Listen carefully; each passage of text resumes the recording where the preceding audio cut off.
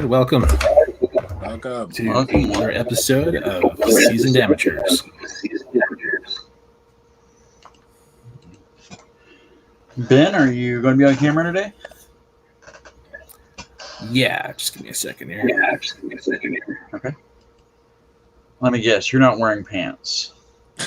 I never wear pants. Unless I'm out in public. I'm wearing shorts. Oh, fair enough. I'm in my Marvel Superheroes pajama pants because I'm a grown-up. Indeed. Nice. Get my glasses off so there's not much glare. Yeah.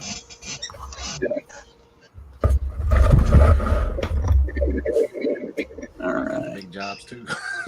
The big headphones. What type of those, Ben? These are Sony, I think. Nice.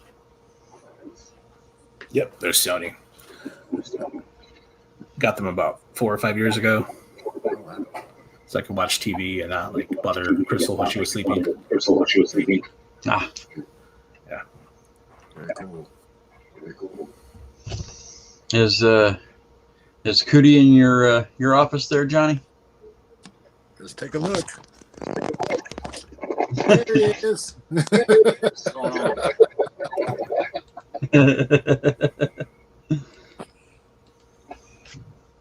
You guys have Savastanos planned for after the show? Maybe. Might be something else. We've been Savastanos 2 weeks in a row. Fair enough. Oh, man. As we were getting ready to go on air, I had to have a discussion with my 6-year-old as to why he could not be allowed to be in the office while we're doing this. It's because he can't be quiet. So, Right. Yeah, maybe one of these days, maybe bring him in the last minute. Say hi to everybody. He'll probably steal the show on it.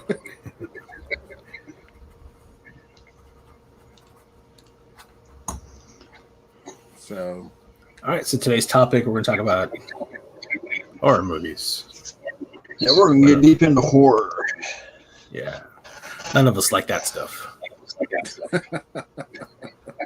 I hate it. Everything Me too. that I have published has been at least horror influenced.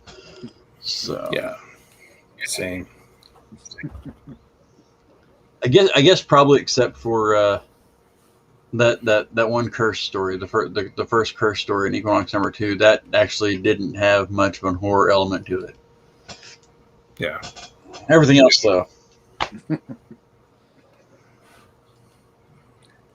well, I guess So let's go talk around about our the- favorite movies. Yeah. Let's start there. Johnny, why don't you go first? No, I thought about this when y'all brought it up. This is probably, it's not really obscure, but it's probably a little more cheesy than that. But a movie called The Gargoyles.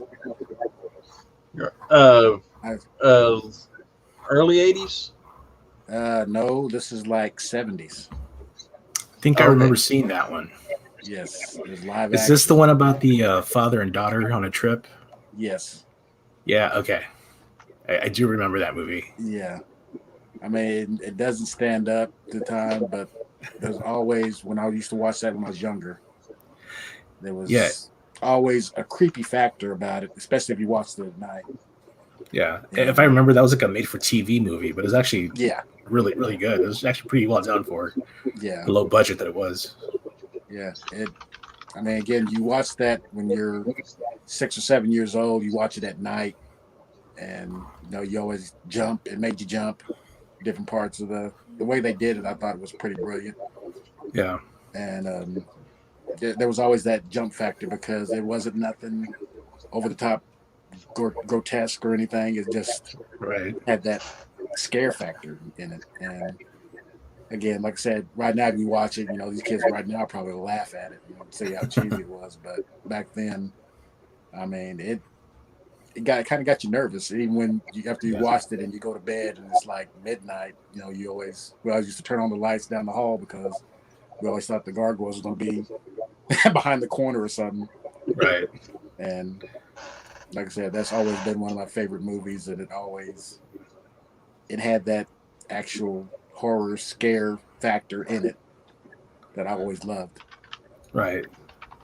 That's the thing for me with horror is like it has to really affect you and stay with you after you watch the movie. Like I'm not really into the scare jumps, where monster just jumps out of nowhere and all of a sudden you're like, oh! Like to me that's not like a real scare. That's not real fear. But if something lingers with you afterwards and it just kind of affects the way you see the darkness, the way you see the world, like going forward, it's like, oh, that really affected me. Exactly. That's the way that movie did with me when I was younger. And even though if I see it come on or if it's on the channel, I'll watch it.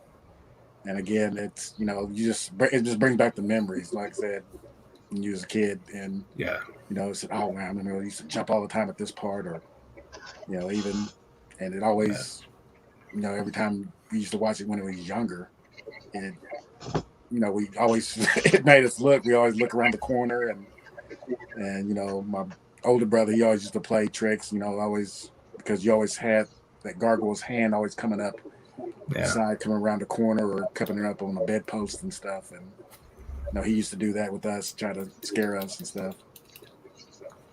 And like I said, I will. I'll tell you guys, I'm 41 years old. Next week I turn 42. I make sure my foot or my arm don't hang off the side of my bed still now. So I'm not scared of the dark. I'm terrified of what's in it. So, right. Yeah. Same here, Tyler. Same here. I'll if I get up in the middle of the night to use the bathroom, I'll push the door open and slide my arm in to turn on the light before I'll open it. Because I have scared the hell out of myself. We have our bathroom in our house now. Our bathroom, we have two mirrors along our tub. And so like one of them is like directly across from the door. And I freaked myself out by opening the door and just catching that reflection wrong, going, whoa! So horror movies have always affected me. They've always affected me. And I hope I never lose that. Right. I enjoy that. Not getting to me. And like I said, Gargoyles, that's probably my favorite. And you can't go wrong with the even though the classic movie monsters, Universal monsters. Mm-hmm. I mean, that's classic stuff. But you just want stuff that scared you. One movie that did always disturb me was The Exorcist. Yeah, that always disturbed me because with the devil and then this little girl getting possessed and she's blah, blah, blah. Right. That always is more disturbing. You kind of look at little girl, what is she possessed? Yeah. The way she's acting now. So. What about you, Tommy? What's your favorite scary movie? Well, my favorite horror movie of all time is the original Halloween. I think it's just an absolute masterpiece. So my first big rule with horror movies is there has to be somebody in that movie for me to root for that's not the monster, right? Like if I'm rooting for the bad guy to kill everyone in the movie, I feel like they have fundamentally failed. The director or the cast or the writer or somebody, they fundamentally failed. Okay. And Jamie Lee Curtis in the original Halloween does a magnificent job being sympathetic through the whole movie, being likable, even when she's reduced to like a crying mess. You're not just like please someone kill her, get it over with. No, you want her to get out. At least, I mean, I did it anyway. You want her to get safe. And so that's my primary rule for horror is I have to root for somebody other than the monster. Halloween is a masterclass in how to do a horror movie. The dramatic tension building slowly, the glimpses of Michael Myers as the movie builds up, and then even the unsettling moment where he's unmasked and he looks, largely completely normal, and then Donald Pleasance as Dr. Loomis, just such a brilliant performance. He definitely killed it. So good. Even the later Halloween movies starting that weren't necessarily so great or worth it for his performances because every time he's on screen, he's just like, I feel like the Halloween movies captured that Bram Stoker's Dracula kind of vibe where it's like there's this thing that's evil that you can't kill, and here's this Van Helsing type character who's like studying the creature and trying to defeat it. Well, save the damsel in distress. Yeah. Even after the end of Halloween, I mean, that still that has that creep factor where he got up and Dr. Loomis's character, he's just sitting there. I shot him 6 times. That's all he kept saying. And he wasn't there. I shot him 6 times. I shot him 6 times. And he just kept running, telling everybody who'd listen, I shot him 6 times. Looking incredible. Yeah. Looking out the window and he's gone. Yeah. And Laurie was at the boogeyman. Yes. Yeah. As a matter of fact, it was. Yes.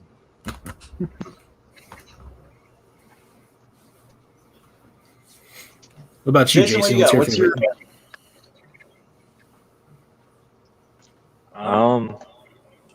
I don't know on that one. I've seen a lot of horror movies and I've liked a lot. Probably have to go back with Evil Dead 2. I remember watching that a lot. Then excited seeing the trailer for Army of Darkness. Thinking, oh man, that's the continuation of Evil Dead 2. I was never a big fan of the Evil Dead movies, but I loved Army of Darkness.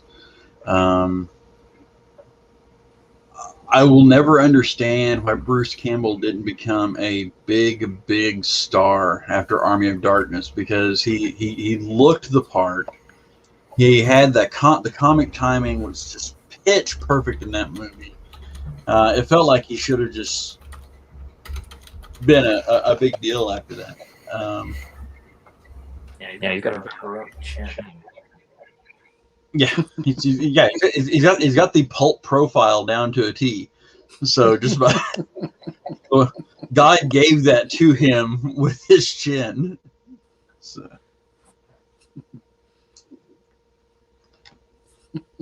I will say I did enjoy the Evil Dead remake as well. Fantastic movie. I love that movie. I watched it for the first time last year, I think, and was blown away at just how good it was. But I think my preference for the original, for the remake of Evil Dead over the original Evil Dead movies was I don't tend to do comedy real well. Evil Dead 1 had a lot of unintentional comedy because it was a bad movie. Everyone involved will admit it. Evil Dead 2 had a lot more intentional comedy. They leaned into the cheesy just a little bit. But the remake of Evil Dead was straight serious, and that's more to my personal taste. Yeah, I agree. Sam Raimi's got a way of doing a good balance between the horror and the comedy, where you feel the seriousness of the situation, but you always get a little bit of comedic timing stuff in it. Yeah. Another one I used to like was the Hellraiser franchise. I really liked, I've only ever seen the first one. there's a few that are all right. After that, I like was it Hellraiser Inferno? I think it was like a fifth one. It was more about like a corrupt cop getting his comeuppance, I guess. The Cenobites are just full of amazing character design, from Pinhead to on out. Yeah. About the Hellraiser franchise, just the character designs were just over the top, and they look, fantastic. Yeah. Ben, what about you? What do you like? For me, I think my favorite scary movie was the Phantasm movie. Yeah. After watching the Phantasm series, I don't trust the funeral service industry. After watching the first one, I did not trust mirrors. The way that movie ended, them busting out the mirror to grab the kid and pull him in, like that, I could not turn my back to a mirror.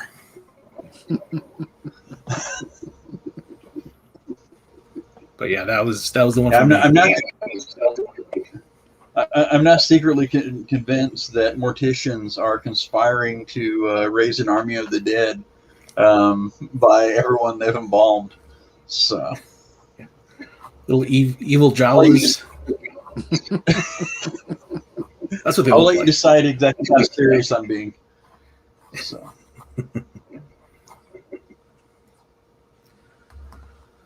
But yeah, that was my favorite scary movie. That's the one that affected me the most. I like that. I like that whole series. There's a certain cheesy element to them, of course, but as there is with a lot of horror movies. Anya Scrim as the tall man, though, that was Perfect casting. yeah, like just perfect, just perfect. So, my youngest son has watched a lot of horror movies with me in his young life because, again, I'm a terrible father. And I don't remember which Phantasm movie it was, if it was the original or if it was one of the sequels, but there was a scene with like some bugs like flying around at someone's hair and head. Freaked him out more than anything else in the Phantasm series. Don't know why, but that alarmed him. The bugs. Of course, I mean, I don't like when I got crap. I got a lot of hair that stuff can get caught in. I don't like stuff flying around my head anyway. So Johnny don't have that problem. I don't have that problem. I keep it shaved. Like my Jerry Curl days, I did. No. I want to see pictures of that. I might try to put some up. A lot of people didn't believe I had. We're gonna need pictures. Yeah. I'm pretty sure at this point I have more hair than all three of you combined, right? Yeah. Yeah, I agree with that. Yeah.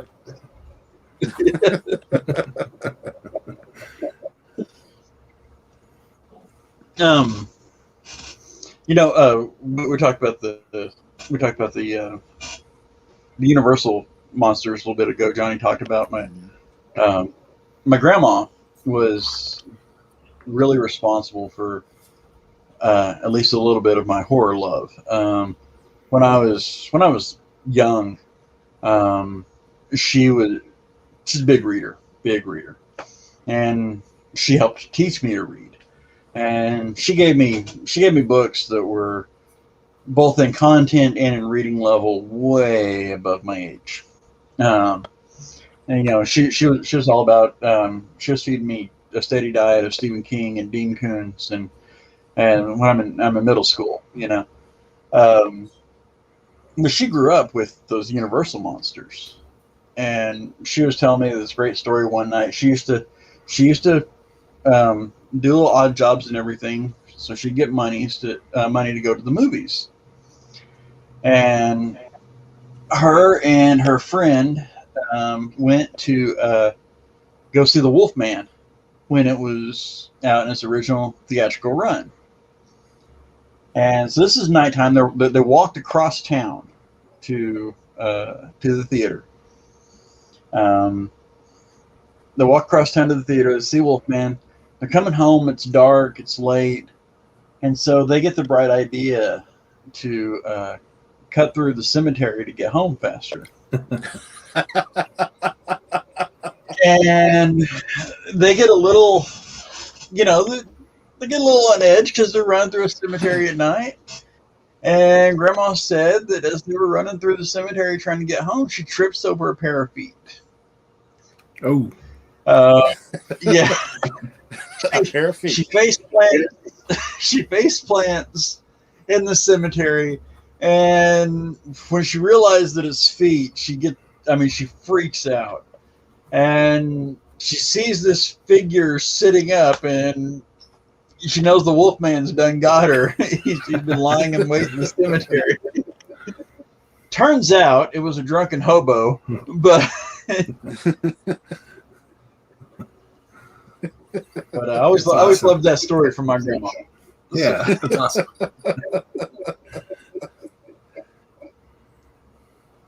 That's awesome. I'm a big fan of horror in general. I've watched horror all through history. I've watched. I think I've seen all of at least the original Universal monster films. I haven't seen all the sequels, but I've seen. Creature from the Black Lagoon is. It surprised me with how good it was. Wolfman, I think, actually holds up really well. Frankenstein holds up really well. I don't think I've seen the original Invisible Man. I think that's one I haven't seen. Bride of Frankenstein, fantastic movie. The Silent Phantom of the Opera is really good. One time I started the Lon Chaney, The Silent Phantom of the Opera with the Andrew Lloyd Webber soundtrack. And it wasn't a perfect sync up, but it hit a whole lot closer than I would have expected. Made for a nice little backing for it. That's cool. But I can't say any of those Universal movies ever had the effect of scaring me when I watched them, because right, different stuff. But I can certainly appreciate them for the works that they were. Yeah. Yeah. So, which one is your favorite Universal monster movie? Johnny, why don't you go first?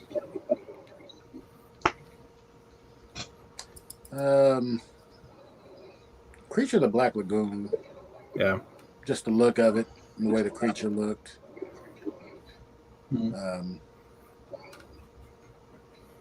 That's probably my favorite one. But I mean, you have to give props to all of them. I mean, the way they did even Frankenstein back then. I mean, you look at it, you just, oh wow, that looked like an actual corpse come to life. Yeah. And the Wolfman. I mean, Wolfman didn't really look like a Wolfman. He looked like brother from down the street that didn't shave. Or something. He had a short little afro, a little natural. Yeah. So, but I always thought that was cool. But yeah, Creature of the Black Lagoon is probably my favorite by far. Nice. What about you, Tommy? I think that as a movie, I would probably go with the Wolfman. I think it was the one that I thought held up best as a movie for me when I watched, years later. That said, both Frankenstein and Bride of Frankenstein were really, really good. The Creature of Black Lagoon just looks amazing. I mean, like the special effects for that hold up so well, but as a movie, I think the Wolfman's probably my favorite of the bunch. What about you, Jason? I would probably have to say Wolfman or Mummy. been a long time since I've seen them, but yeah, those two. I always thought the coolest ones. I like how short the Wolfman was. I don't know. It was like 45 minutes long, I think. Around there. So I know it wasn't super long. Yeah, it was nice. A lot of people hated the remake. I enjoyed the remake of it too. With I did too. Benicio del Toro. Yeah. I heard they didn't have to use any special effects with him. He just looks like the Wolfman. I'm sorry, that was mean. Nah, he looks like Morbius. Yeah, he really does. Well, What about you, Mr. Ben? I'd have to agree with you, Johnny. I think Creature from the Black Lagoon is my favorite. After that, Invisible Man. I did like that one pretty well too. That was another good one.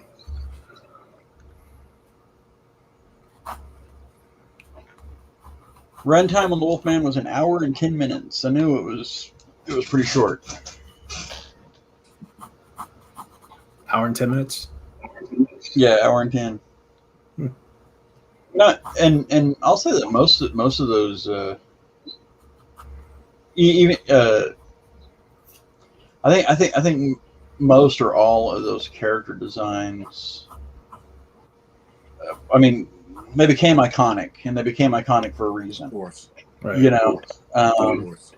they looked fantastic, and this was with 30s and 40s Hollywood makeup. Yes. Right. But even the mummy, looks terrifying. I mean, he looks like a mummy. The way the makeup was layered on, it looked like cracked dried skin. Right. Lon Chaney's Lon Chaney just in general he was a chameleon. Yeah. Of course. It's hard not to look at Bela Lugosi's Dracula and get affected by the camp factor with how that's been kind of abused over the years, but it's also what most people think of to this day when they hear Dracula. They think of Lugosi's Dracula. That is So, true. You yeah. see, when you think of Dracula, it's always, and even when they try to mimic it or something, it's always the Bela Lugosi. Yeah. Cape with even the medallion thing. Mhm. So, You mean not Leslie Nelson?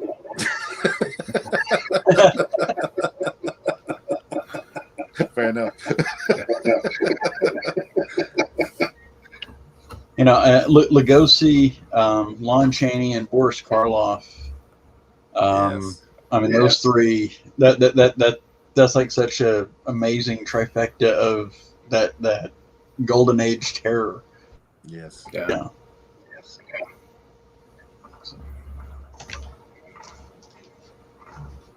Well, moving into some of the more modern monsters.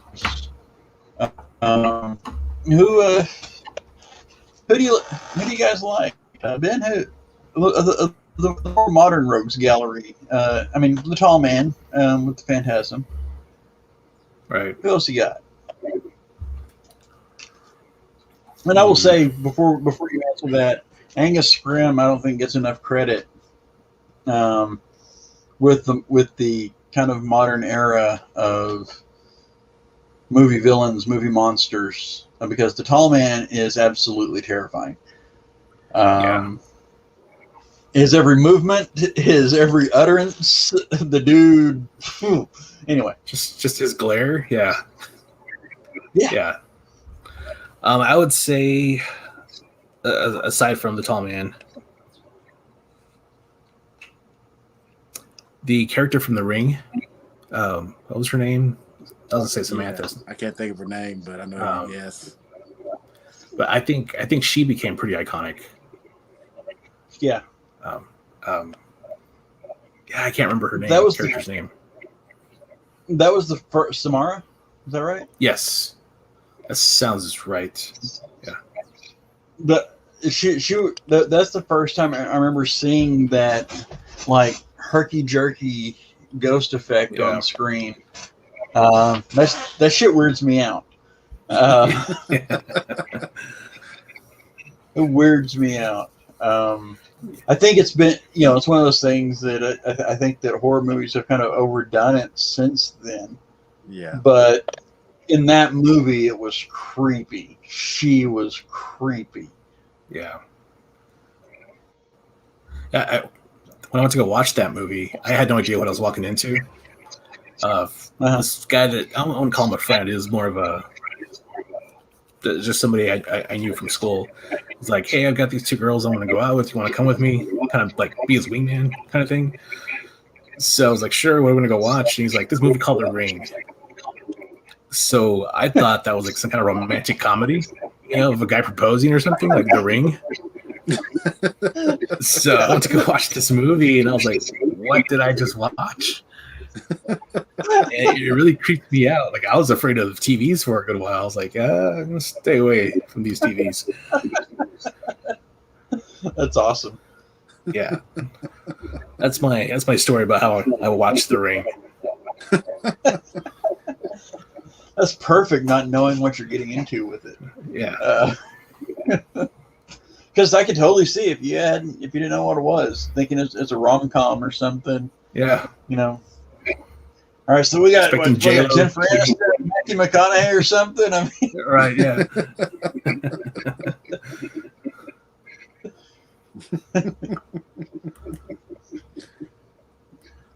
Jason, who do you like in the monster movie, the modern monster movie pantheon? How modern? I mean, let's at least move into color. And how monster?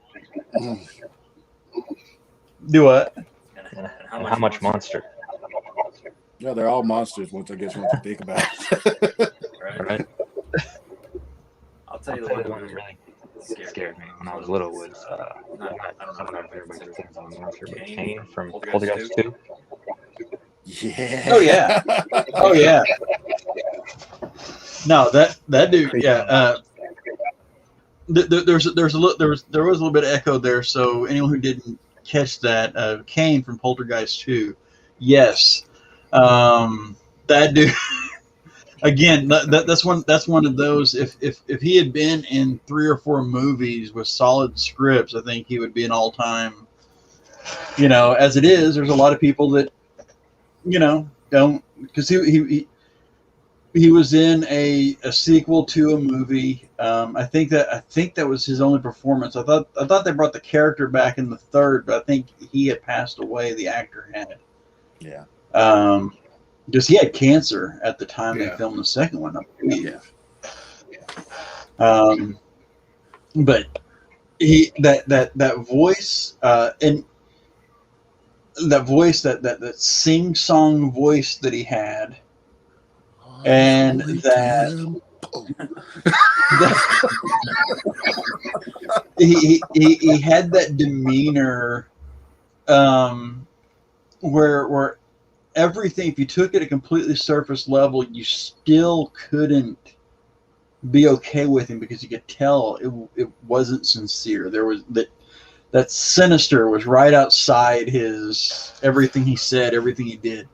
For a guy who had he wasn't physically threatening at all in his appearance, and yet he felt dangerous. He felt unsafe.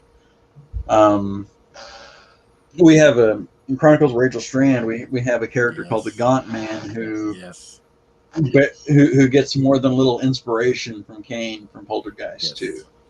That's again when we was designing that was my whole deal. When Tommy mentioned the Gaunt Man, I thought immediately of him, and I said, let's get this guy, let's get him real gaunt. He's already gaunt to begin with, and yeah. Okay, let's see if I can amplify this a little more. Yeah.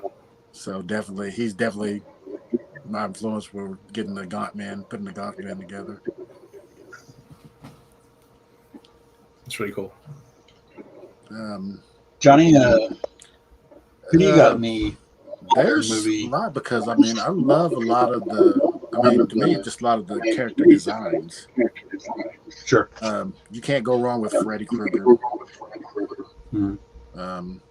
You know, if you like the movies or not, Freddy's design is just incredible. And even the first two movies, he still had that creep factor. And, I would agree completely. I'm not a huge fan of the Nightmare on Elm Street movies, and I think that most of them are just kind of pretty bad. But Robert Englund's performance as Freddy, his appearance as Freddy, yeah, I mean it's huge. It's transcendent. of course. My favorite version was Wes Craven's A New Nightmare, where he was playing the real Freddy, crossed over into the real world. Yeah. The subtle changes they made to his makeup, to the glove design, everything. That's my personal favorite version. Right. But I'm also a mark for trench coats, you know, and he had the long coat and everything. So. Yeah. But anyway.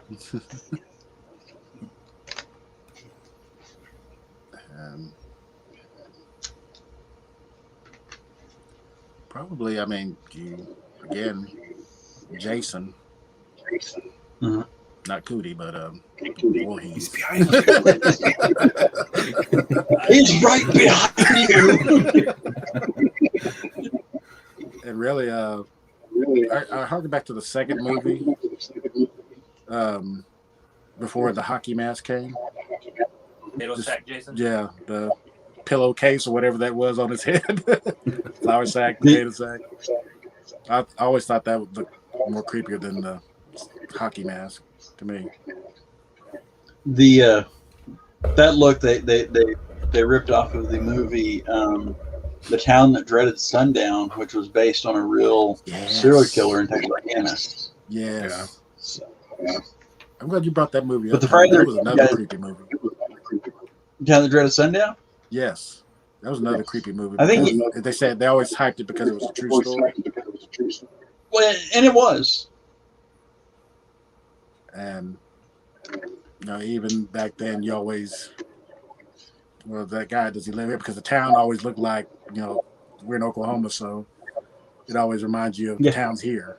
Like it reminds you of Sapulpa, it reminds you of Sand Springs, it reminds you of the small towns here. Mm-hmm. And that guy really, that could be somebody here. So, but yeah, that movie was. They never found the actual what do they call whatever they called him, the Sunset Killer. Yeah, I think the Sunset Killer is what they call him. Yeah. They never actually found him. They've never closed that case officially. Wow. So, I will say I disagree slightly with your assessment of that movie. It's about half a terrifying movie and about half a like Keystone Cops comedy. The movie actually had there would have to be post Gilligan's Island Don Wells in it. Yeah. So. That I mean, back then I seen it when it came out back then in the 70s when it came out. Yeah. So, Right. Again, you look. I watch it now. I probably just go. But I mean, back then, the way they hyped it and everything, and then when you watched it, I seen it to drive it here. So. Oh, yeah. And I understand what you're saying because I remember the first time I watched the Texas Chainsaw Massacre. It had the whole. They were also hyping it based on a true story. Yeah, of course. I knew even as a kid my geography well enough to know that I'm in Oklahoma, and here's Texas. Yeah. And I'm like, why hasn't somebody done something about this guy? He's not that far away. Yeah. Somebody go stop him. Where are the cops? And then I later learned that it's like Texas Chainsaw Massacre is like very like based on like this much truth blown up out into something else entirely. Well, isn't that still some Ed Gein's? Yes. Yes. So, who I think was Ed Gein's. Yeah. He was in Wisconsin. I think Gein had one confirmed kill in his life. He did creepy shit like dig graves up and turn like bones into furniture. Yeah. Furniture. And I think he was in Wisconsin, which is not Texas, you know? Yeah. So it was very, very, very loosely based on a true story. Yeah. And they said he was actually a nice guy. Everybody liked him. So. Well, I mean, what's the little weird necromancy among friends?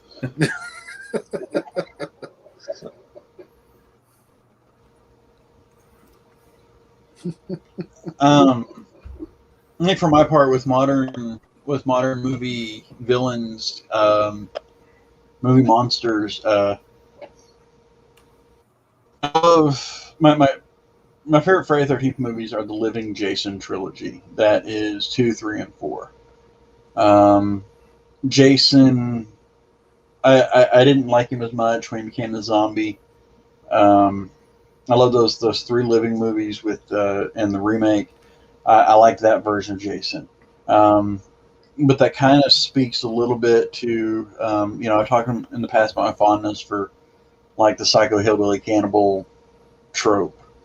And while Jason wasn't a cannibal, he fits in those movies. He fits a lot of that. He lives out in the shack, hunts people. He's basically feral. I love Michael Myers. A big fondness for most of the Halloween franchise. My favorite part about Michael Myers is in at least 3, I think it's 3 versions of the Halloween timelines, because the continuity in those movies gets a little murky. There is no explanation for him. And I like that. I think that makes him scarier. The fact that this little kid just snaps, kills his sister, his doctor tries to figure out what's going on and realizes, holy shit, nothing but evil there. And I love that. That was my favorite part when they rebooted the series with Halloween 2018. My favorite part about that was that they had cut out the 4, 5, and 6, which explained him with a Celtic curse and stuff like that. I don't want the explanation. It's more terrifying that he's not even human. He's the shape. He's just evil. So those two are my top 2 as far as modern movie monsters. And it's because the thing that gets me about both of them, like Jason's backstory doesn't make any sense. It doesn't. He drowns as a boy, but he's alive apparently to become an adult. How? Why does mom never find him out there? Why did he never go to her? She was back at Camp Crystal Lake. Doesn't make any sense. That makes him scarier to me. Used to bug me. Makes him scarier now. So when I accepted that. So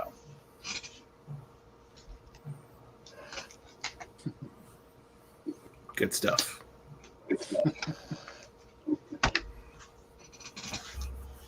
about zombie movies? I guess about zombie movies.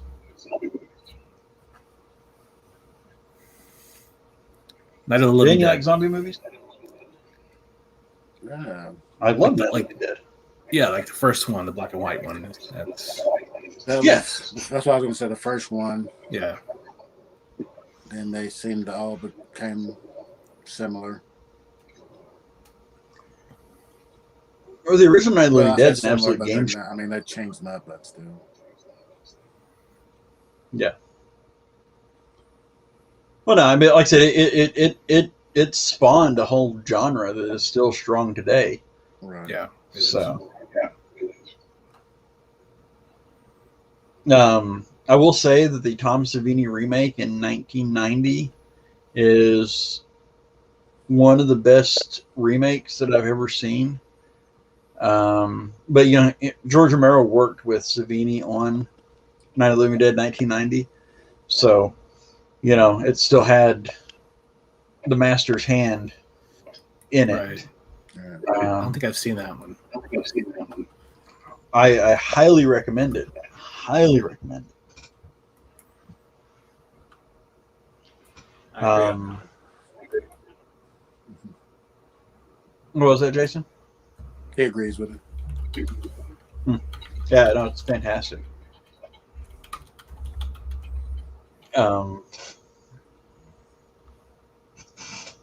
Johnny, what about you? As far as zombies, Yeah. well, what was the first one? I always getting confused. Was it Night of the Dead, Dawn of the Dead, or whatever? What was the Night of the Living Dead. Night of the Living Dead? Night of the Living Dead, Dawn of That the was- Dead, Day of the Dead. Yeah, it was. To me, that's the one that I always loved, and Mhm. that's the only one I really like. I mean, I've seen that remake, Tommy, and I thought that was good. Mhm. But I don't know, the zombie, it just seemed like it never really attracted me much. But Mhm. because I mean, that's why I can't watch Walking Dead. Mhm. But yeah, that first one, that's one of my favorites.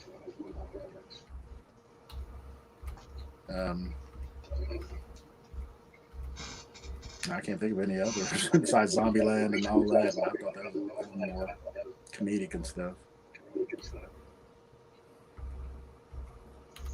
Cody, what about you?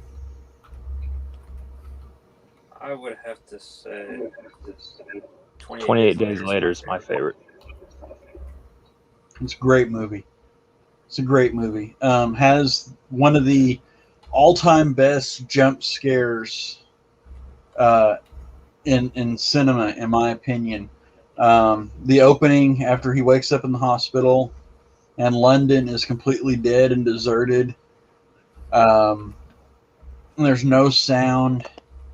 And then he touches the car and the car alarm goes off. Fantastic. But yeah, love 28 Days Later. I like when he's in the church and He just says hello, and you just see that Yeah. one creepy person stick that up, and you just see them all start running. Yep. And you see that No, weird that- twitching movement of the priest. Mm-hmm. Now, 28 Days Later, very, very well done movie. Saw that one first in the theater, seen it probably a dozen times since then on home video. British horror film, so good. It,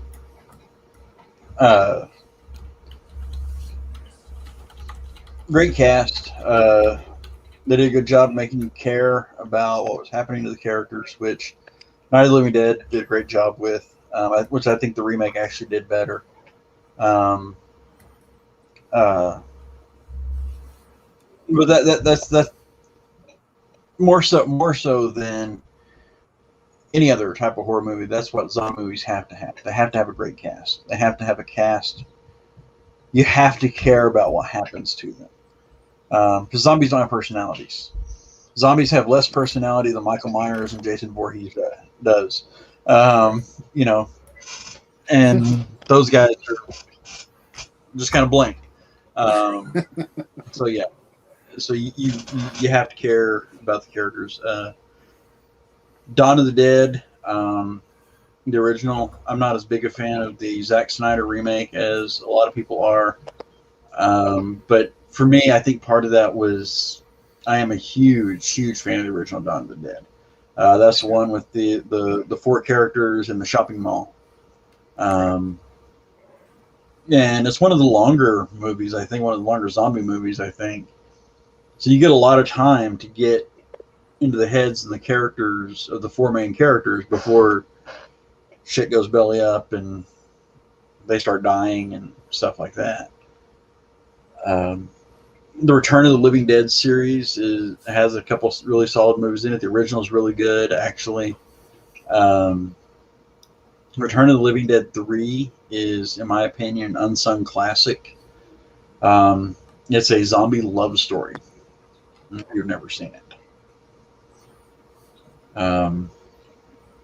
Screwball kids fishing around and hopping a fence into a government installation.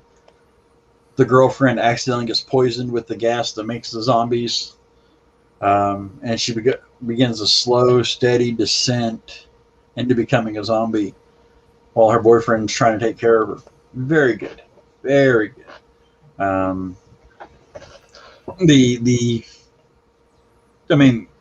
The acting's not like the most top flight, but it was good enough for what they were trying to do. So, trying to think if there was another more recent zombie film. There was one I watched a few years ago that I really liked. It was a little outside the norm, called Exit Humanity. It was set Civil War era, but it was a zombie film. It was so good that I streamed it on Netflix and I bought it on eBay about 5 minutes after I finished watching it on Netflix. Ordered a DVD and had it on the way because I was like, I'm going to want to watch that again. It's not going to be here forever. So. There's one that came out not too long ago with Schwarzenegger playing the father, like taking care of his daughter and becoming a zombie. I never saw it, but it looked interesting. It was pretty good. It was so different for Schwarzenegger because it wasn't a Arnold blows up zombies movie. It was a very low key emotional performance for him. So, I think was it Maria? I think was the name of the movie. I think that was the name of the movie. It was Maria. I think that was the name of the daughter. Oh, okay. Guess I never heard of that one. Yeah, I remember seeing the trailer. It looks really good. Yeah, it was pretty good. Really? One of the more, like I said, one of the more subdued performances that I've seen from Schwarzenegger. Yeah. Sure, I probably got the name wrong on it. But yeah, that was a really good one. That was pretty good, Tom. It's pretty good Arnold.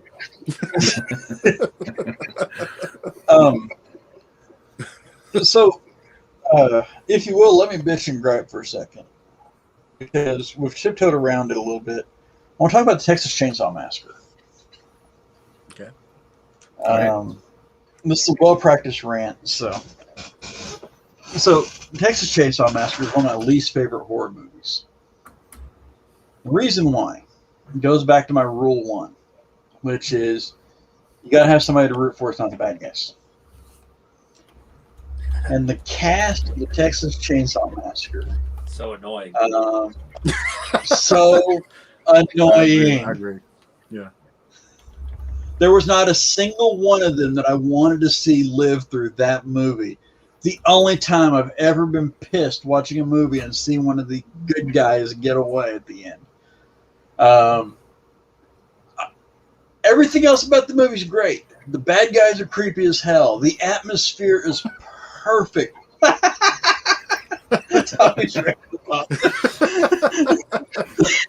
bad guys are perfect. Toby Hooper did such a fantastic job. You know, people were like so offended at that movie because he had laid everything out so beautifully that people thought they were seeing people strung up on meat hooks, and none of it was in the movie. It was all like you saw a hook and you saw feet hanging. Nothing. People were convinced that he's showing people eating human flesh on screen. Never happened. Never happened. Everything about that movie so good, except the damned cast, the good guys. Ugh. Anyway, rant over. All right. Very good, man. I think I'm just going to save that for next episode. They put disclaimer, Tommy's rant. Yeah, when it first popped up, I thought like is someone saying something about my rant? Oh no. Yeah, someone Ben was this saying morning. something. Just giving you your own segment. There you go. What do y'all think about the vampire movies? Is there any favorites that y'all have, or Lost Boys? Lost Boys, so good. Lost Boys? Fright Night. Fright Night original. Fright Night, yes. Yeah. Original. Chris Sarandon. Yeah, I love how they combined all these monsters together, but What we do in the shadows. I haven't seen that. It's a mockumentary. I will say with Fright Night, the remake was really good. Anton I haven't Yelkin, seen it. who was he was an amazing actor that was taken way before his time. He plays the good guy in it. And Colin Farrell, who I'm not normally a fan of, played Jerry, the vampire. Did a fantastic job. But I was apprehensive about watching it because I love that original so much with Chris Sarandon and William Ragsdale. Malcolm McDowell playing the or not Malcolm, Roddy McDowell playing Roddy McDowell, yeah. Playing the Van Helsing. Yeah. Right. Yeah, the Lost Boys. Go ahead. Do what? Go ahead. I'm sorry. I'd say Lost Boys and Fright Night are probably my two favorite vampire movies. Lost Boys are the best thing the Coreys were ever involved in. Hammond Feldman. I mean, Yeah. just such a great movie. Yeah. That movie is so steeped in the time period that it was filmed in. It still feels so like just timeless. Like it. Yeah. I never watched it and go, this is cheesy. Like, no, it's amazing. So Is there a version of Dracula that's anybody's favorite? other than Dracula Dead and loving it? Hey, that's what rocks your boat, man. I actually didn't mind the one that Luke Evans did that was supposed to have kicked off their new monster movie universe, the Dracula Untold. That was pretty good. It wasn't. It was a great Dracula origin movie. It didn't do a great job of Dracula as a monster. But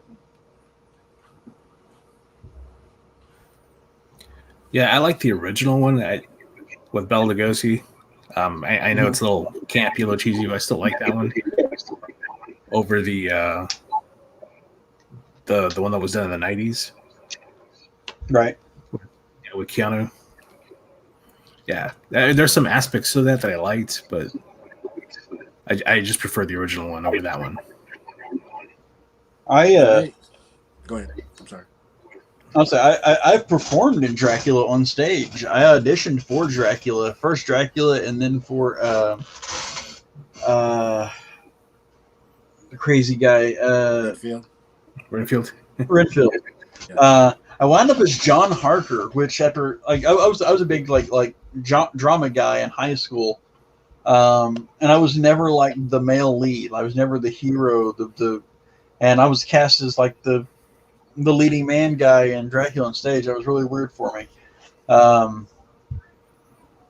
But yeah, I don't have a strong love for any of the Dracula movies. I like. So what you're saying is your Judy, got performance any is your favorite. Yeah. Do what?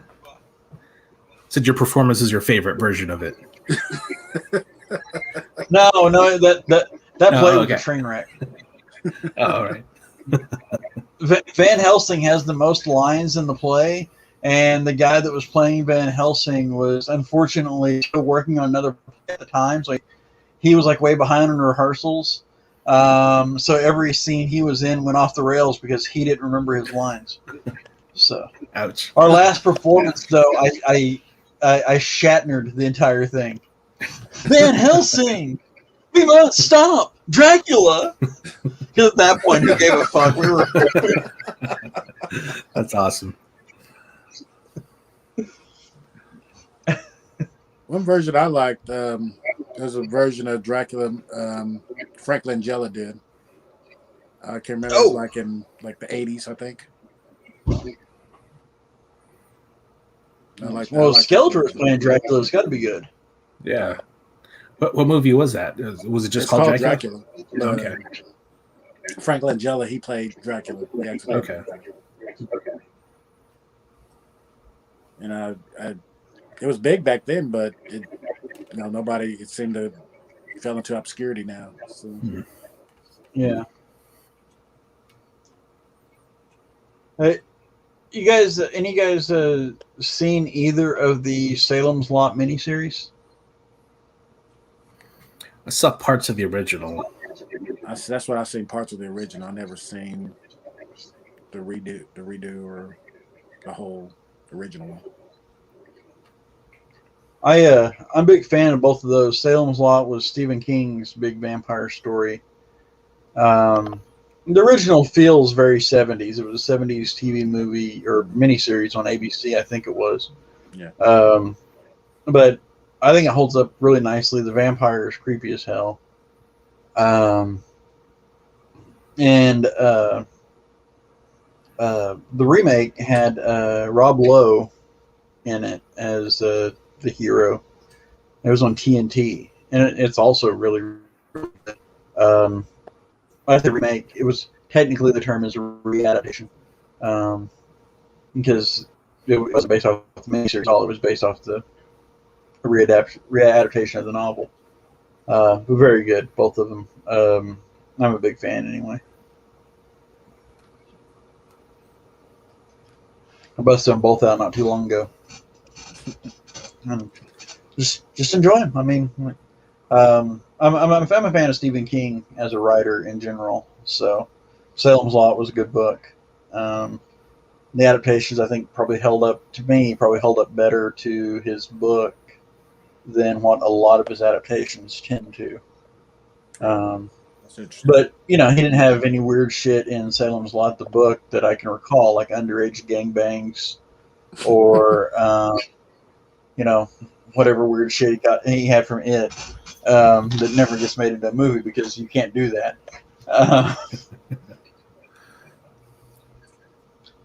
I'll tell you, if anyone's a reader out there, Light at the End by John Skip and I think Craig Spector, I think they co-wrote it. Best vampire book I've ever read. Phenomenal book. You'll see a lot of people who will complain about vampires as sex objects, or they should be scary monsters, and which is valid. This is interesting because there's multiple point of view characters in Light at the End, but the different characters all perceive the vampire differently. Like one character, every time they're near them, around them, they smell the scent of the grave on them. But then you'll have like another character who all they see is this like lusty, handsome, mysterious creature of the night. Fantastic book. Highly recommend. I'm a reader too. Have you guys ever seen Let the Right One In? I never have. Is that one the American version? I haven't seen the American version. I saw the European version. Okay, I've seen the American version, which is really good. Yeah. I haven't seen the European. I know there's a slight difference in the title. Maybe the American version's Let Me In or something. I don't know. There's a slight difference in the title. Yeah. It's a good story. If you haven't seen it, it's a good good premise. If you haven't seen it, it's about a vampire who, I guess, became a vampire at the age of like 10 or 11, 12, somewhere around there. And she's traveling around with this older guy who pretty much does her bidding. And she convinces another kid her age, who looks her age, right, to kind of start to have a crush on her, right? This kind of develop this relationship. And what she's doing is she's grooming him to take over for the old guy who's about to die. To be her caretaker. Wow. Yeah, no, like I said, the American version I really, really enjoyed. It was a good one. You know, that sounds familiar. I don't know if you've seen the Blade TV series, but there's a character on the Blade TV series that was similar to that, Ben. Oh, really? Yeah. It was a young girl. She was a little girl vampire. She had a caretaker, big old, you know, let's say like a lurch sort of character. Yeah. And that's all he did was take care of her. She did everything she asked he'd do, and I don't know if he was just what influence she had, but that's what she did. And then of course eventually Blade kills him. But when you said that, I was going, that reminds me of that character in the Blade TV series. So I don't know if they kind of stole from that or what. Maybe that's pretty interesting. Yeah. In their defense, Johnny, I think you're the only person who watched the Blade TV series. You're probably right. No, I watched the first. Like, I think it launched with a TV movie, like a 2-hour gimmick, and I watched that. I don't think I ever got around to watching the rest of it. Yeah, so I watched it just to see what it was going to do, because I mean, the Blade character really didn't do much in there. It was all the other characters that was more interesting. Even the vampires that they went after was more interesting than the actual Blade character. So that's what you always want to see. You want to see the headline character get completely sidelined by other characters. Yeah. I guess that's probably what kept me attracted, because I was more attracted to the vampires he went after, and they seemed like the more focus was on them than actual him. So, yeah, speaking of the Blade movies, obviously were fantastic. First couple, especially with Wesley Snipes and Chris Christopherson. Yes.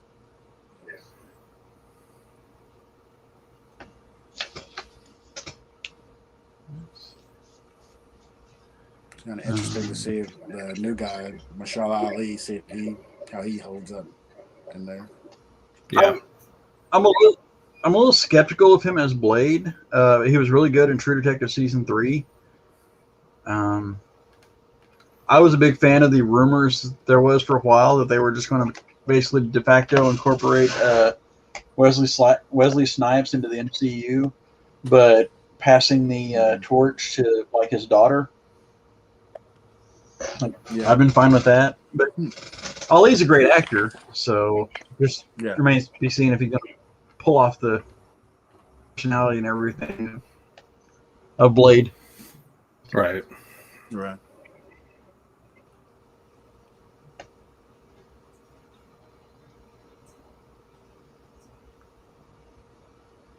What do you think, Mr. Cootie? Any vampire movies that stir your tea? No, I'm not a big fan of vampires too much. Probably my favorite vampire movie is What We Do in the Shadows. Just a documentary about was it was it vampires together? Right. Pretty good. The TV show's not bad either.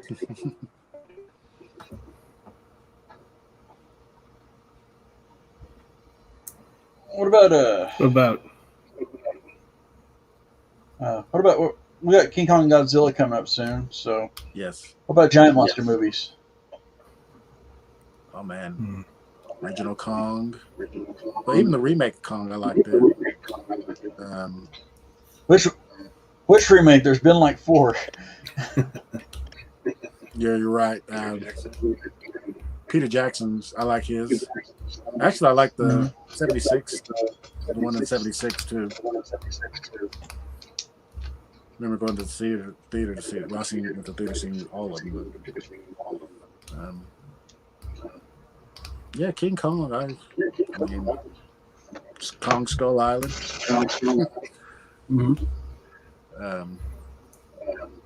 Even the original Kong, I really liked it. Yeah, is Skull Island the one that is feeding into this one? Yes. Okay. Yeah, I haven't been as up on this current series. I watched the first Godzilla in this series, and I wasn't just overwhelmed with it. So I didn't get to I hadn't followed the rest of it too closely.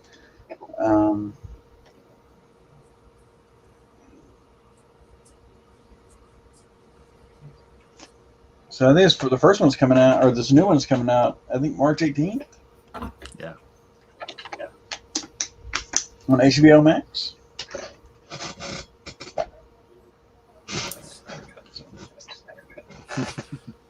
What was that? We were talking about there's a lot of stuff coming out. The Snyder No, Cut coming out next month. Yeah, I may be getting mixed up. I think Snyder Cut is the 18th. I may be getting mixed up when Kong Godzilla is coming out. Yeah. I want to say that comes out the 28th or something. Gotcha. That could be. So what do y'all think of? There's any the giant monster movie that y'all like, or? I was a big fan of Cloverfield, the original one.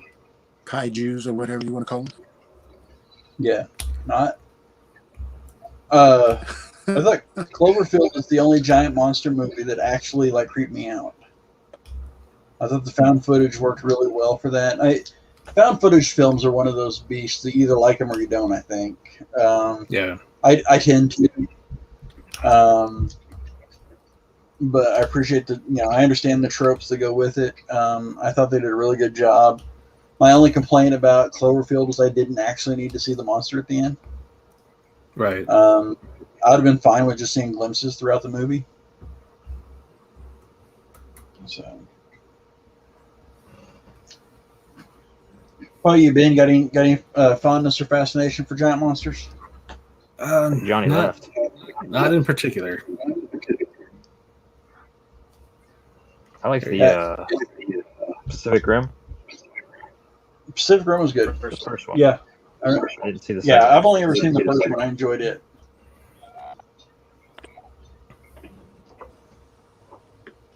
I think I liked Mighty Joe Young. It's I wouldn't call it a scary movie. It's more of a sad movie for the character. Yeah.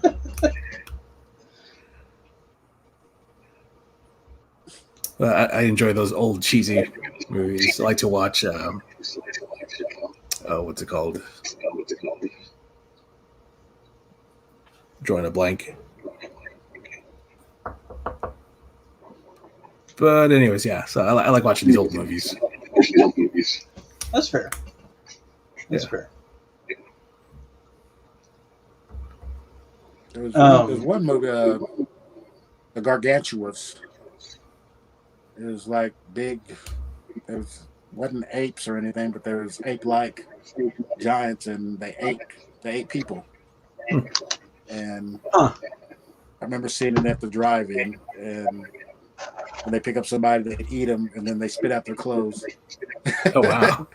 And I thought that was for movies like that, because you never seen Kong do it, you never seen Godzilla do it. Right. But they had the monsters come around, they go pick up people, they pick them up, then they eat them, then spit out their clothes, and they show their clothes covered with blood and everything. You see them picking up, chew on them. I'll have to look that one up. And I think they made like maybe 2 of them. I'm not sure. It was called the Gargantua. I googled it, and the first thing that comes up is Jimmy John's Gargantua.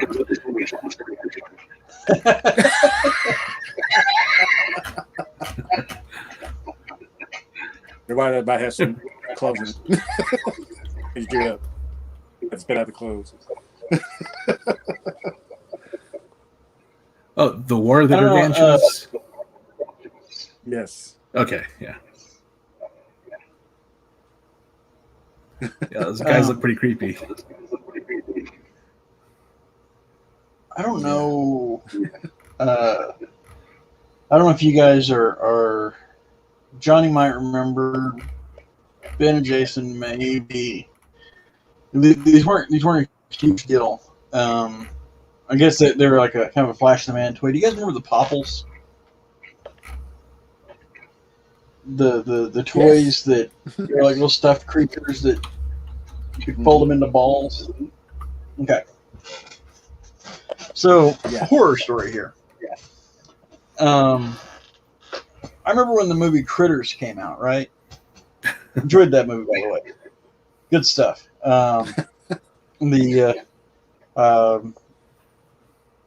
Underrated horror flick. At least the first 2 Critters, but Popples were a big thing around the same time, and so we're sitting and watching Critters. Me and my cousins are. I don't remember how old we were. We were young enough that we had Popples, but Critters they roll up into little balls and rolled around and devoured things and shot little spines out at people. My brothers got our Popples and rolled them up into balls while we're sitting and watching Critters like rapidly. And they leaned over us and dropped them in our laps. And we just about had to change our pants. Thought the Critters had done come got us. So. Oh, did everybody freeze up? Hi. No, I think everybody's good. Okay. Yours froze up. Mine froze up for a second. Yeah, my video on this end is alternately just kind of froze, seeing you guys momentarily, and then kicked back. Audio's largely held up, but the pictures been iffy. Yeah.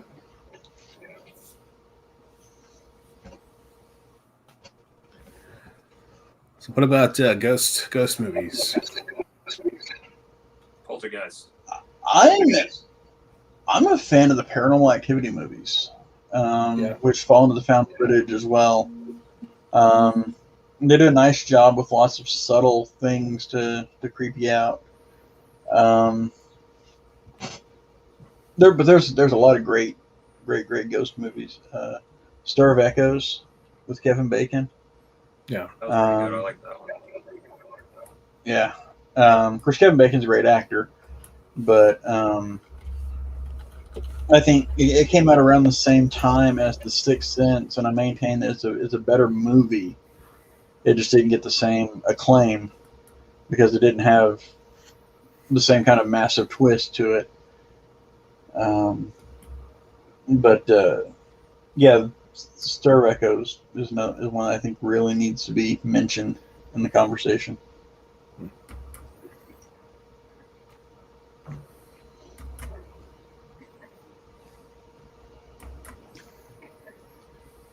Because Johnny don't like ghost movies. No, he bounced. He's like, I'm out of here. No. I mentioned Ghost and he took off. Jinkies. Patrick Swayze was pretty scary. Well, Whoopi There's one I Goldberg saw when was I was anyway. a kid. It wasn't very scary, but it kind of creeped me out. It was called the Lady in White. Okay. I don't know if you remember that one. I don't Like, I don't think it remember was- one. Like, you're saying when you were a kid, so it'd been an older movie. Yeah, probably like the 80s. Yeah. And I don't think it was meant to be a scary movie. It was more of a mystery movie, like trying to solve her death. Yeah. Hmm. I'm gonna look it up, see what year it came out. Poltergeist is another great one. Yeah, Jason mentioned that one, and yeah, I completely agree. It's classic. That's what I was going to say. Poltergeist. I was more scared by Kane. The man, little old lady. Yeah, Young Carol Ann. Yeah. The little medium. Carol Ann. Don't go into the light, Carol Ann.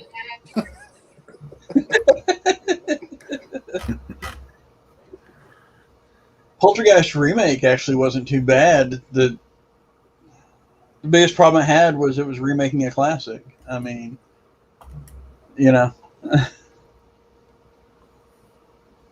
They didn't have the curse on that, did it? Everybody survived. As far as I know.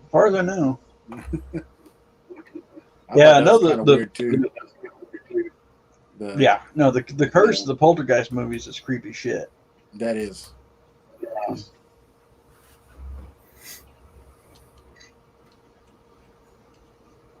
Thankfully, Craig T. Nelson's still with us. And who is Jo Beth Williams? Is she still alive? You know, I don't remember. I thought I actually remember hearing something about her passing away. I know she was in the news. Or maybe it was just all the kids. It was just all the kids. I know. Yeah, that's brutal stuff. Yeah. It's weird because the media kind of ran with it too, though. Mm-hmm.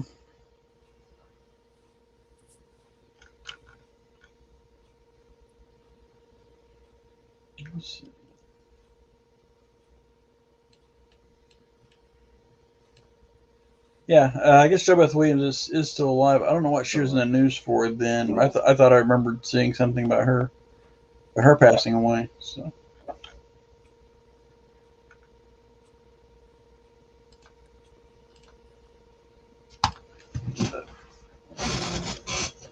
Yeah, because it's weird that all the main characters in the movies and even the sequels, they all passed. Yeah. No, a lot of tragedies involved. Of course.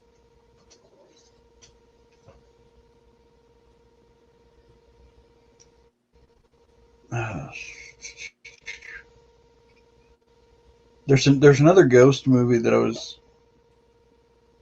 I know people are a big fan of 13 Ghosts. And I think it's the remake that came out in the early 2000s. Caught a lot of attention. There was a lot of applause for the character designs for the ghosts in that one. Because I think that was originally, 13 Ghosts was originally one of the old black and white films. That's what I was going to ask you. Yeah, it was kind of hokey. That came out back maybe in the 50s or 60s. Yeah. When you said 13 Ghosts, the first thing was 13 Ghosts of Scooby-Doo. Then I said, no, there was another movie. I remember a movie, 13 Ghosts, that seemed like came out back in the 50s or 60s.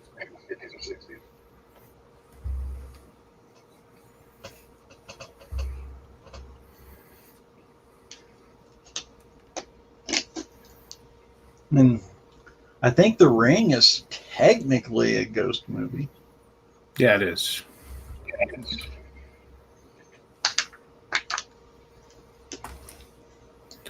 Hey, Justin's on here. He says Event Horizon is kind of a haunted house in space. True.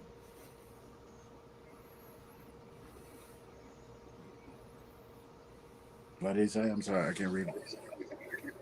Event Horizon is kind of a haunted house in space. True.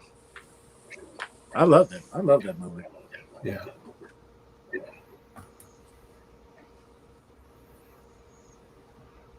I mean, it's a horror comedy, but Beetlejuice is a ghost movie. Ghostbusters. Oh, you go Ghostbusters. I'll say what Beetlejuice as a movie didn't scare me. Some of those character designs in that movie were genuinely creepy. Yeah. Yeah, Dude with the Shrunken Head got me. I was like, it was creepy.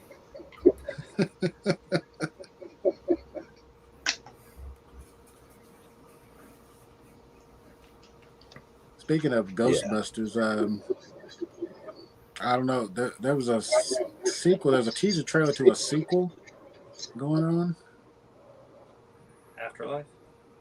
Well, yeah. Ghostbusters has been the sequel has been bumped like 3 times because of the pandemic.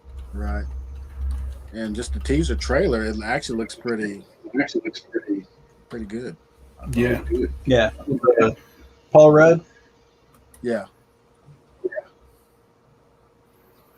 Yeah, it's been pushed out to June 11th, 2021.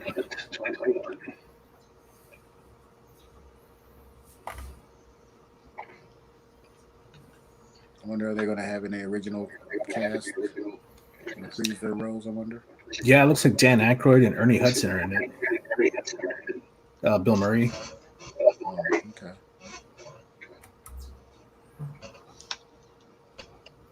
You can't CGI Harold Ramis As a ghost.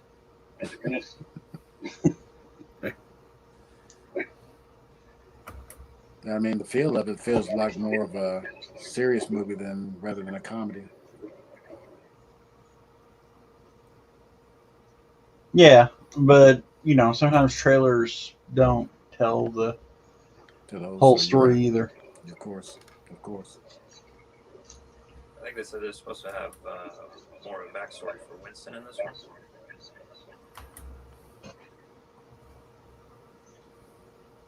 Yeah, and I can't imagine specifically hiring Paul Rudd and just doing a straight drama on purpose.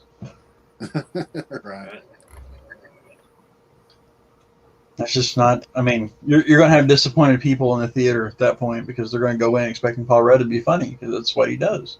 Yeah. So. Yeah, it looks like the focus is going to be on some kids taking over. Oh, so they're trying to follow in the Stranger Things footsteps. Yeah, matter of fact, one of the Stranger Things actors is in it. Well, of course. I think I knew that, but I didn't follow the development super close.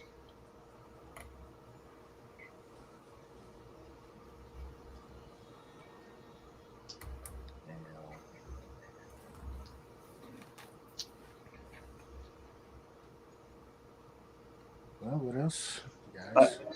I hope you guys been working. Honestly, I hope you guys been working on some drawings because I've got something to show you all up in a little bit. Uh-oh. Well, it's about time.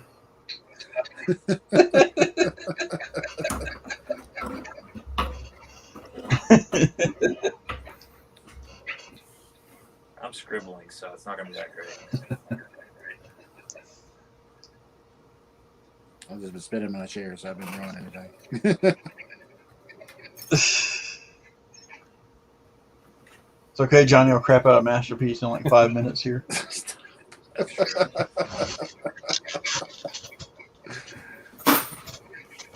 Guess I'll show this off. I just got these in the mail yesterday. Okay.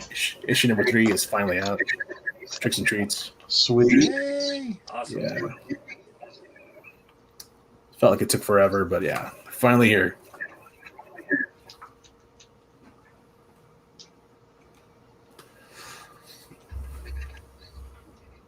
Awesome. All right, what about sea monsters of any kind? Sea monsters. It's not really a horror movie. It's kind of a mystery thriller, and it's a bit of a kids movie, I guess. There was an Australian film in the early '80s called The Quest, and it starred Henry Thomas from E.T. Mm-hmm.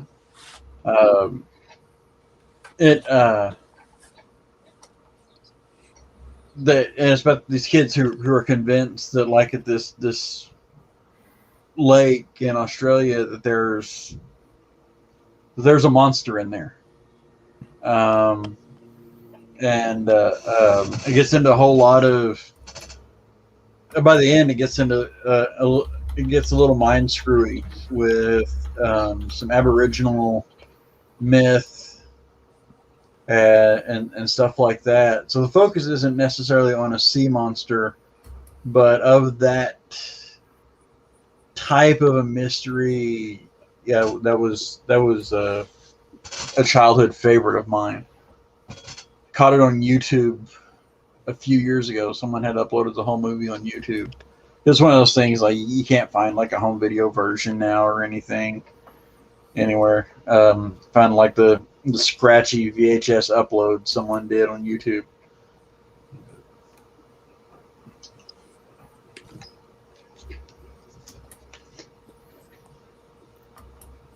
As far as sea monsters, Ben, what do you think? Like Jaws? Oh yeah, there's that. But Yeah. do you guys remember Leviathan? Yeah. And those two movies that came out around the same time. That was Leviathan, and there's another one. I'm blanking on that second one. Mm-hmm. And they were like kind of do like underwater aliens or something. Right.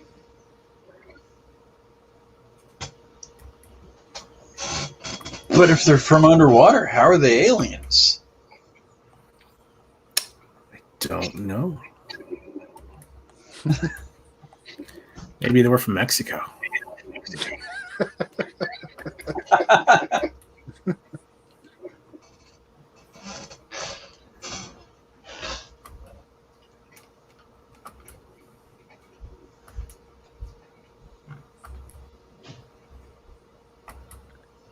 I can't think of any.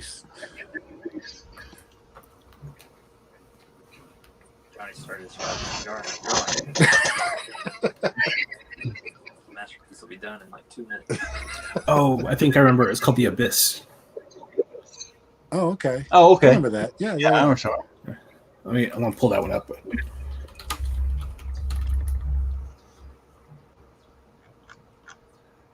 Yeah, that's the other one I was thinking of. The most Directed by monster James stuff has Cameron. been like maybe a shark or mutated shark or something. I think there was a sci-fi one I saw a long time ago. That was really crabby. With a shark man. I think Shark coach man. in it. Oh, really?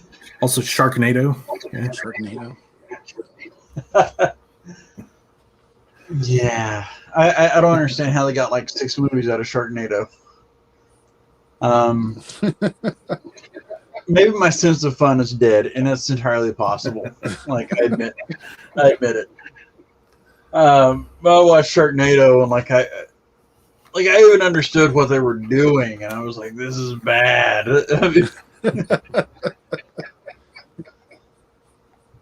More power to him, though. More power to him. You guys remember Anaconda with Anaconda. Anaconda, yeah. J-Lo versus the Anaconda. Yeah.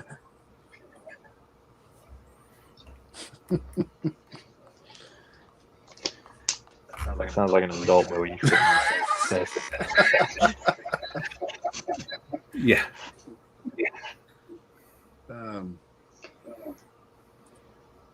Does anyone remember a movie? It was back in the 80s. It wasn't actually a sea monster, but it's a movie called Prophecy. It's about a mutated bear. Mutated No. bear. Yeah. So you say prophecy, and I'm thinking Christopher Walken as an Me too. angel. Yeah. No, this one. But it no. goes back- I'm going to look that one up now. Yeah. Is the bear This is a bear from Russia. No, he's actually here in the States.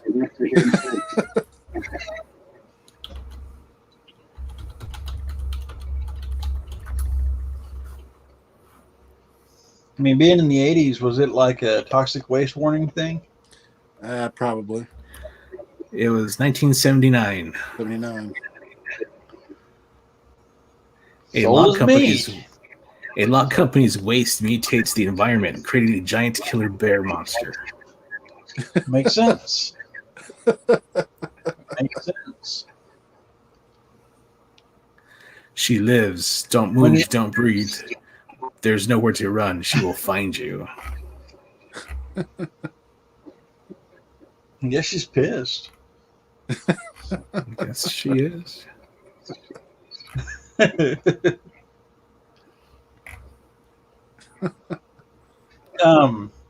We talked about found footage earlier. Are any of you guys fans of found footage films? Yes and no. Like for me personally, a little goes a long way. All right. I pay to see good production quality, not camcorder. So you're getting Yeah, that Blair Witch, maybe? The shaky cam gets a little overdone. Yeah. In found footage a lot of times. The original Blair Witch, it was pretty great. My Yeah, brother I did enjoy that one. was absolutely, yeah, he was completely convinced it was real, even after the cast members had gave an award out at the MTV Video Music Awards or something. I was like, they're not dead, dude. They were on MTV the other night. But you have to understand, if you weren't there with that phenomena, Sci-Fi did that great documentary, playing the whole thing up like it was real. It was fantastic, and it was in an age in which the internet was still a little bit of a wild, wild west, so Right. it wasn't quite as easy just to go, oh, well, here's the cast list and everything, Yeah. It was good times. The internet was just funner back then. So just find random bullshit. But Yep. there's been some great found footage films. The Taking of Deborah Logan was I think it's 2016, a fairly recent one that was really good. This it's a college this college girl is doing a documentary thing on a woman with Alzheimer's, but the implication starts to be there's demonic possession involved. And that was really good. The original Blair Witch, I think, is one of those that's kind of rough once you realize, it was great. It was great at the time, but now you look at it, and when you know the smoke and mirrors, there's not really anything that happens in the movie. But the modern Blair Witch, the one a few years ago, is not a remake; it's a sequel. I thought was really, really good. Like the Cloverfield, I thought was pretty nice. With the was one of the best takes on a kaiju film that I had seen personally. Like I said, I'm a found footage guy. Paranormal Activity gets away with a lot of the with a lot of avoiding a lot of the shaky cam, because they use a lot of security video, Right. so the cameras are stationary, so you don't get that motion sickness effect with most of it. So there's a few things you got to kind of lean into. Do what? I'm sorry. Well, that's just the Cloverfield. I was just thinking about that To me, it just didn't. I'm kind of with where you saying that the cast. I just couldn't stand nobody in that, and Fair. it just wasn't. You know, you just wanted the cast to get because the cast they just didn't do it for me. I did like what they was trying to do with it, but if they would have had probably just a different cast or just acted maybe a little better, to me it just wasn't believable. Yeah. I thought they could have done a better job acting. I would probably give them a pass on that movie because the scope of it was so much average horror film. Like, it's not just the assholes who are in danger. It's like, you know, all of the city. Right. So, that said, I thought that the scene where it's the head of the Statue of Liberty gets suddenly thrown into See, I thought that very was nice. Holy shit. Yeah. If you've not seen The Last Exorcism, I recommend that one. That's very good. Patrick Fabian plays a minister who is called out for an exorcism, and basically, like he kind of realizes what he's become. He's become almost like a con man. I mean, he doesn't believe the bullshit that he says. Mm-hmm. And he's telling people, you know, he'll come out for exorcisms and tell people what they want to hear and everything, and go through the motions. But then, coincidentally, on this last one, it's actually something really going on. But it's very good. Speaking of possession movies, The Fallen, Denzel Washington. Yeah, it's really good. That was a good one. Probably one of my favorite ones. Like every time I hear that song, like come on the radio, that like brings back memories.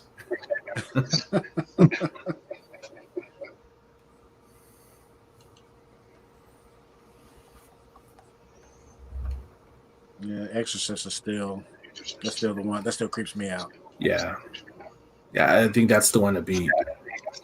Yeah.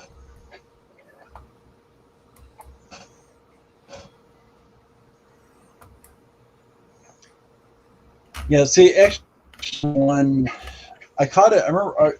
I'm sure I watched at least parts of it when I was a kid. I watched it a few years ago,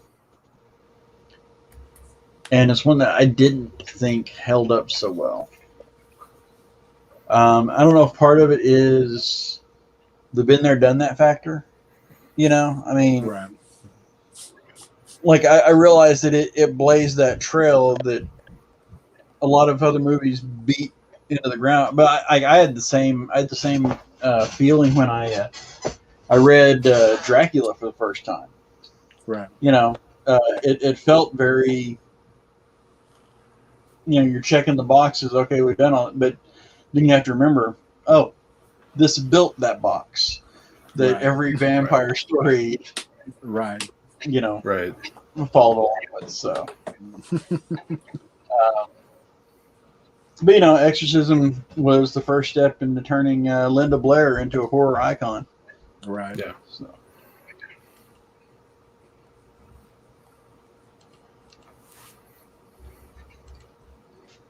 Yeah, she's another one. I guess just for a horror icon, I think she gets underrated because just even that her possession look was still pretty classic.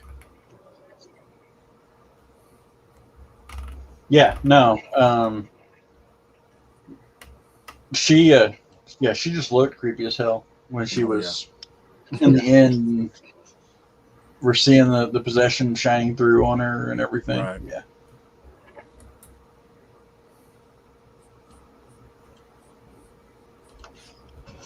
Vomiting weird shit. And, yeah.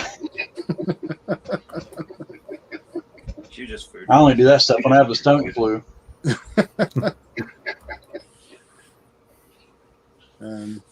Placing crucifix and A little place south of the border.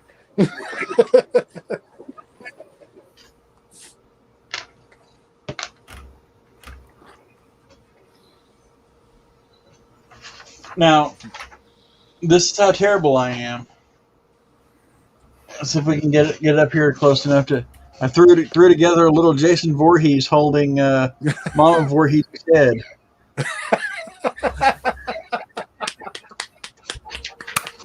This is why I don't draw. Yay, Tommy! Stop! Stop!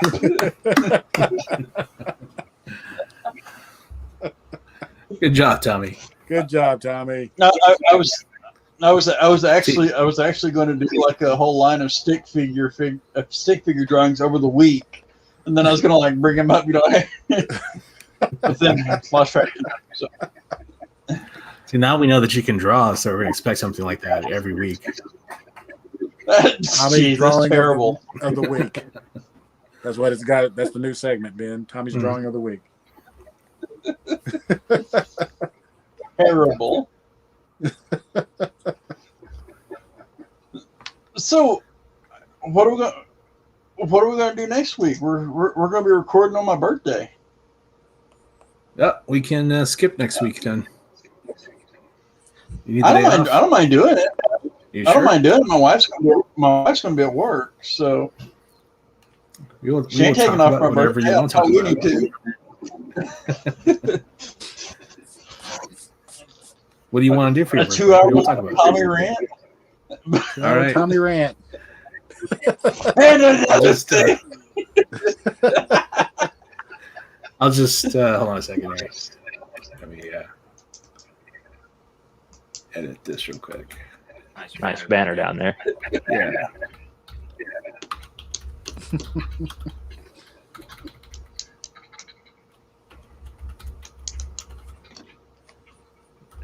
See what Ben's got cooking up over here. There we go.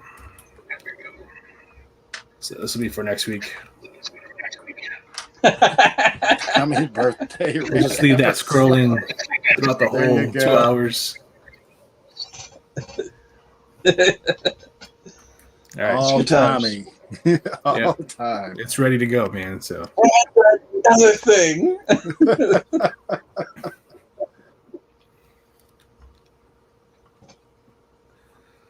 I need to find a bunch of pictures of you, and that'll be like the image card, the graphic for the episode. It'll just be Tommy's face everywhere.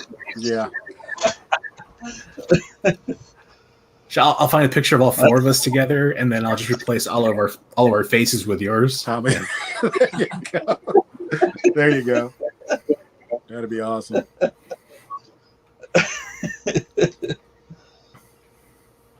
No, it's good times. It's good Yeah, times. we'll just turn off our cameras, and we'll just have avatars with your face on it. We'll just be Tommy Turn 1, off 2, my 3.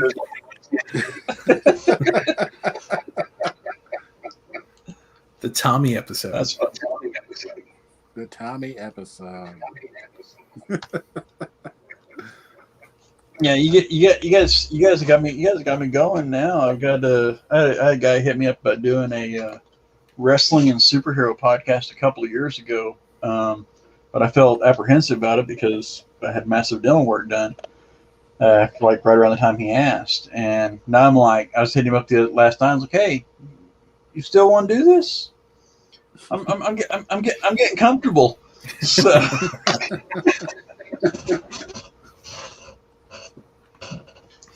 Yeah, I don't know. I mean, it feels like I know we haven't dipped our toe much into pandemic related stuff, but sure feels like the world is trying to ease back into normalcy.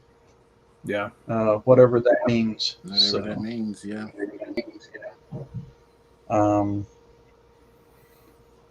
I've actually just committed, and Ben, I'll give you a heads up as we go. I've just committed to returning to the wrestling company that I work with. So one Saturday a month, I'll be unavailable. All right. So, yeah, because they've got me looped in. I'm not just wrestling. I don't know if I'm ever actually going to wrestle again. They got me looped in on a bunch of behind the scenes work. So Nice. Good. You'll be doing some writing. Congratulations, man. do what? Congratulations. Well, thank you. Hopefully it turns out well. But the company I work with, Wrestling for a Cause, we dedicate a lot of our efforts to raising money for kids with cancer. Unlike Oklahoma kids with cancer, so want to see if can't help build up the company, build up the brand, Yeah. Right. So, but I know that we had a discussion yesterday on Facebook that there's in fact, same weekend that I'm committed to return to wrestling, that there's a science fiction and fantasy convention in Tulsa. Yeah.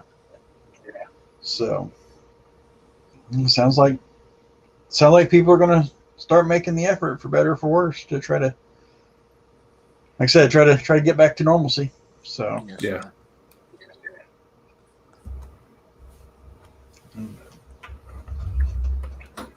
Okay, that's a good topic. Johnny's still drawing. Yeah. Good job, Tommy. you're mocking me, aren't you? Not at all. That What doesn't you working on, sound Jason? sincere. Johnny's got a Wolfman. Oh, I nice. did that while looking you guys in the eye. I know. I saw that. His hand was moving. His eyes were just on the camera. He's looking at us When did right you in the start soul that, Johnny? while he was drawing that. Huh?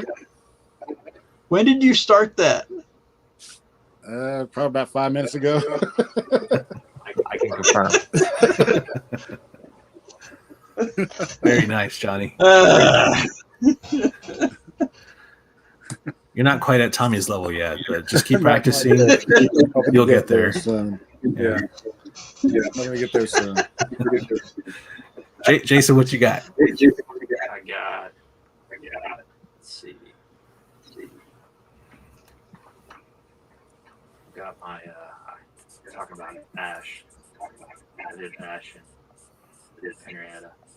I'm not sure if you guys can see that or not. Very nice.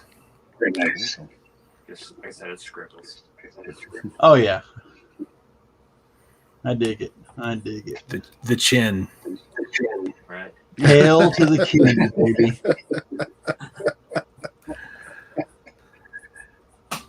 What you got, Ben? I didn't draw anything. I started drawing, but then my pencil lead ran out, and I started clicking, and I couldn't get more out. And I have no idea where my lead holder is. So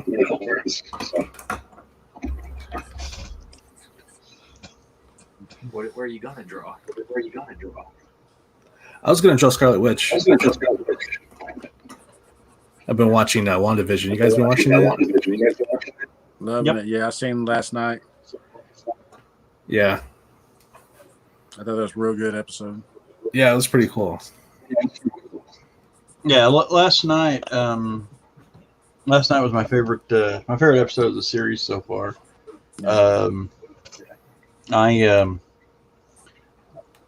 I understood what they were doing, but I wasn't sold on the sitcom gimmick. So I was really pleased with that episode. I think I will say also that I've become a massive fan of their introduction of Monica Rambeau. Yeah. Yes. Like, she's good. Like, I'm ready for her to, like, hell, let's figure out how to make her like the new leader of the Avengers or some shit. Like, I'm in. I'm with you there, brother. Yeah. I did have 2 questions. I don't know if you guys caught this, but in the 3rd or 4th episode, the cop says that Westview doesn't exist. Right. But we see her drive into town. Well, I think it's a brainwashing thing to try to keep people out.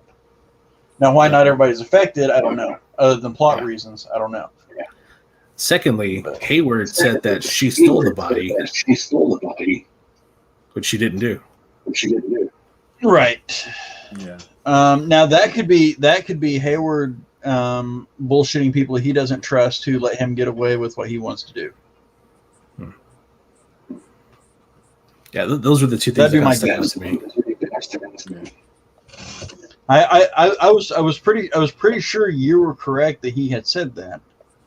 But yeah, my guess is obviously he's the kind of guy that has his own agenda. Right. And so whatever he can do to get the Jimmy Woos, the Monica Rambos to go along with him, well, Right. I love Jimmy Woo. Yeah, I was going to say if I can't have Coulson, I'll take Woo. Right. And I've enjoyed from the 4th episode on, when it's basically been like 2 shows, like Monica and Jimmy show, and Right. I've enjoyed the Monica and Jimmy stuff. I've enjoyed it greatly. Yeah. Both the characters and the respective actors have been fantastic. So Yes, I agree. And I said this on Facebook yesterday, especially with Disney putting this kind of money into it, I 100% prefer the TV shows to the movies. If this is what we're going to get. Comic books obviously lend themselves well to long-term storytelling. And being able to let this breathe the way this has been a good thing. Has me super excited for Falcon and Winter Soldier. Yeah. So. What do you think about the White Vision reveal? That was interesting. I'm not sure how it's going to play out. I don't know. Well, the comic, that's what happened like in the comic. And that's what it got me excited. I was going, oh, wow, White Vision. So I'll tell you what I think's happened is I think that I don't know what the end result's going to be. I think Wanda saved Vision before, or when Thanos killed him. I think Wanda saved him and didn't realize it. I think she subconsciously saved him, and so that's why. Like I don't think the Vision we have in the show is a construct of Wanda's, and the reason I say that's because he does shit that she's not aware of that works against her interests. right. So I think that's good. actually Vision. That's actually the essence of Vision there. And what Hayward is getting is he's activated the body. Right. So That's a good theory, Tyler. I like that. but that's my best guess. Like I said, I don't think Vision's just a construct, or he wouldn't be acting independently of her. Right. But he's powered by her. He was saved by her chaos magic. So we'll know in about a week. Yeah. So And that's something else. The chaos magic. That's from Dormammu, right? That's like his domain. Like, I don't know. because isn't he in the chaos dimension? I'm not sure. I don't think. I think it was the Dark Dimension. Yeah, it's just a dark dimension with him. Okay. Yeah, but there's always been a thing with chaos magic, or they call chaos magic, because there's been a few books where Doctor Strange says that there's no such thing as chaos magic. Really? So that's kind of how they're going to play on that. Nice. Yeah, I just figured out all the feedback we're getting is from Tommy. So I put him on mute and we're talking and I don't hear the feedback anymore. You're back here.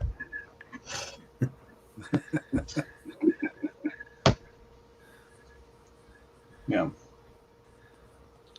Yeah, I bet that's what it is.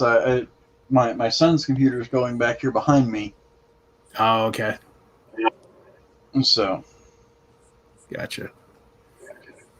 I thought you were just trying to shut me up. So. No.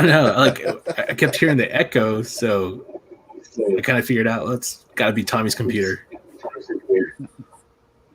Oh, it's echoing. Yeah. Speaker Speaker too loud. Well, Maybe. let me. Weird. Okay. Yeah, when I hit mute on you, like Johnny and I were talking and it was fine. Huh. Well, all right. Next week I'll try, or between here and there, I'll try to play around with my headset, and maybe I should wear the headset when I'm doing this. Yeah, we'll try that out next week. Rant. Yes. Next week, Tommy's birthday rant episode.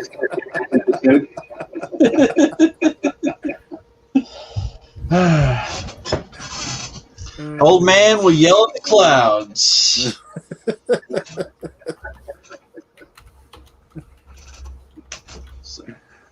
Well, guys, another good one. I enjoy hanging out. So Yep. Next week, I will try to draw the Invisible Man. Awesome.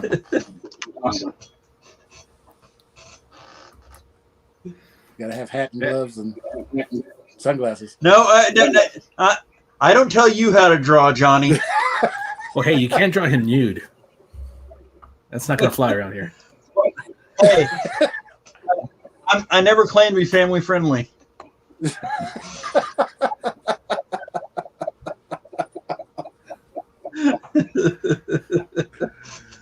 Nice. That's what this button's for.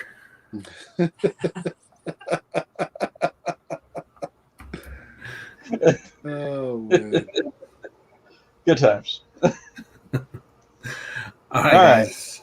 Y'all have a good rest of your weekend. All right. Talk All right, to you guys you too. soon. Love you guys. Love you guys. Take it easy. Love you. Take it easy.